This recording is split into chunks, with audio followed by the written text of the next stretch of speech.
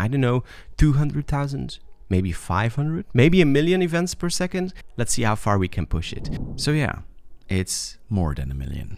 So last time I optimized a PHP script of mine and I went from processing 30 events per second to 100,000 events per second. And that already felt pretty good, you know? If you want to learn how I got from that 30 to 100,000, go check out that previous video first and then come back here, because today I will be making a couple more improvements, I can say. So let's just jump straight in. So I dove back into my code when Mark on my Discord server told me it would be much wiser to move all the calculations to PHP instead of doing them on the database server. See, I was having this onDuplicate key update, a statement that basically would update the count field whenever there was a duplicate key, which in case of the visits per year table, that's the date itself, you know.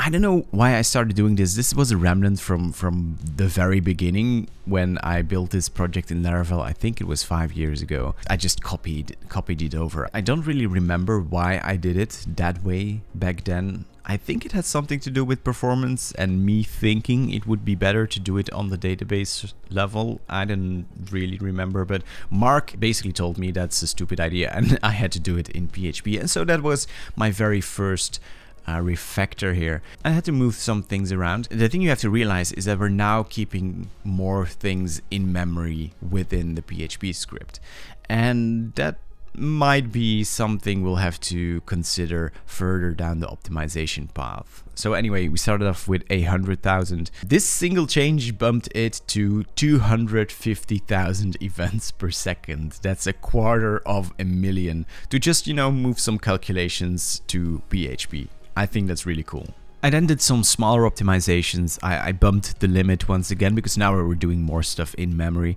And I also only selected the fields that I actually needed to select, which resulted in another 20,000 events per second added to the tally. So we're up to 270,000 now. And now it basically feels like almost maybe not worth the effort, but you know, 20,000 is 20,000, so I'm not complaining. At this point though, I started wondering, we're now doing a lot of things in PHP instead of the database. We optimized I/O as much as possible, and I wondered what would the theoretical limit be for PHP if like I/O was no concern at all. How many operations can PHP do within 1 second? And so I wrote a little script to simulate all the operations that we're doing, and it isn't much in this case. We're extracting the year from a date string. We're then keeping track of how many times each entry matches a given date, and we store that in an array. So it is basically parsing a date and then storing it. So I wrote this little script of mine. I wanted to see how it performed because that would give me an indication of the very upper limit of what would be possible.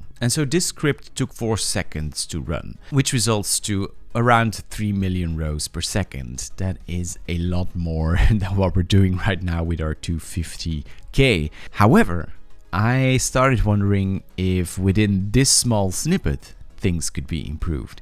Because, you know, we're not doing much. We're basically incrementing an integer, but we're also parsing a date. Maybe that could be optimized. And so because I only really need the year from the date, I figured I could just extract it from the string directly instead of first converting it to a datetime object and then formatting it on a year and then running the script. It took only half a second, which means around 25 million rows per second. And so that seems to be the upper limit for what PHP can do within a given second. And so if we disregard I/O, 25 million rows per second is kind of the limit what PHP can do on my machine. So I was like, okay, there is still room for improvement. Now, of course, we cannot truly disregard I/O. We need to communicate with the database because that's where our data is stored and that's where I want to write my newly parsed data. So there's no way around that. But I took a close look at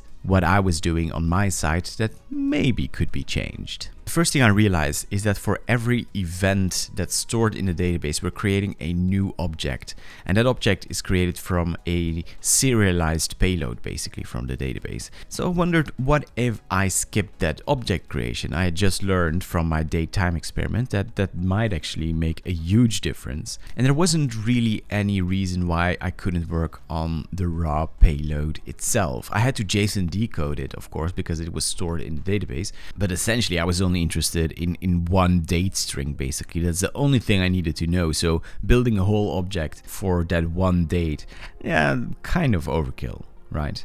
So I made some hard-coded refactors to my projector, just, to try it out, to see what the limit would be. It's pretty ugly code, and I have some reservations about it, but we'll come back to that at a later point. Now, with this refactor, we bumped performance to 400,000. That's really impressive. And actually on my dataset, 400,000 events per second meant, can I calculate this from the top of my head? That's half a minute basically of runtime to parse my whole dataset. That's pretty impressive, don't you think? Just for reference, we went from 5 days to half a minute, 30 seconds. However, this is a very hard-coded solution for a very specific projector. I have around 10 more projectors laying around, visits per day, per month, per week, visits per post, and then anyway, many variations to generate these charts on my analytics dashboard. But since we were in this experimentation phase, I figured maybe I can improve it even more, because I was still doing that JSON decode on the payload. What if I ditched that altogether? Because if I wanted to ditch that JSON decode for all projectors and all events for this to be a generic solution, that would require quite a lot of conversion work.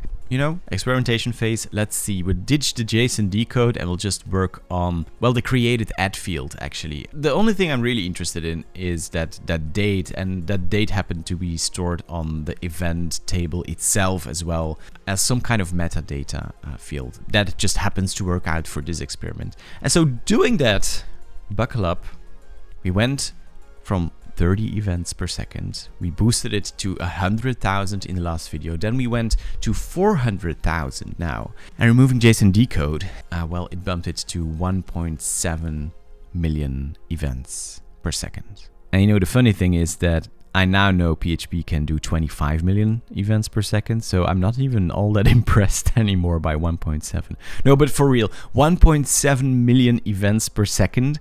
It means my script now runs under 10 seconds, which is really impressive, at least for me. And for sure, we're at the stage where we can discuss whether we want to run it in 4 seconds or 1 second. And there is a huge difference there. I know that, especially for even larger data sets. But for now, I was pretty happy. Except, of course, there are some side notes to make, because the last 2 steps I took, boosting from 270k to 400 and then 1.7 million, these last 2 steps were very much optimized and targeted towards one very specific projector. If I wanted to make this into a generic solution, I would have to re-architecture the way I store events in a database, the way I serialize their data. I don't know how I would do that yet, maybe. But it also requires a lot more manual work for the programmer to, parse the data in a way that actually works for their use case. I find tipping point between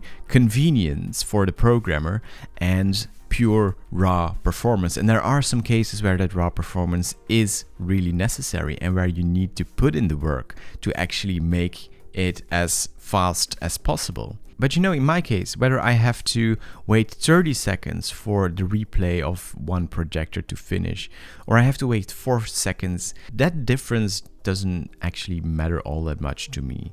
For my use case, if we were talking about 1 billion rows, well, things would have to change again. And so this is an interesting thought experiment where you draw that line between developer experience, convenience, and performance. And the answer is very simple. It depends, as with everything in programming. I had some people mention in the comments that I could also just load everything into memory, then export to CSV and then import that CSV into the database in one go basically, and it would be almost instantly with 11 million rows. But then my system's memory becomes a bottleneck. I think I have, I don't know, 16 or 32 gigs, I don't know. And it would work for this one projector, but then I would have to do some new chunking for projectors that would take more memory, because, you know, tracking visits per year is by far the most simple projector of all. If you have visits per day, or even I keep track of visits per minute as well. I have all that data that are, I don't know, several hundred thousands of rows that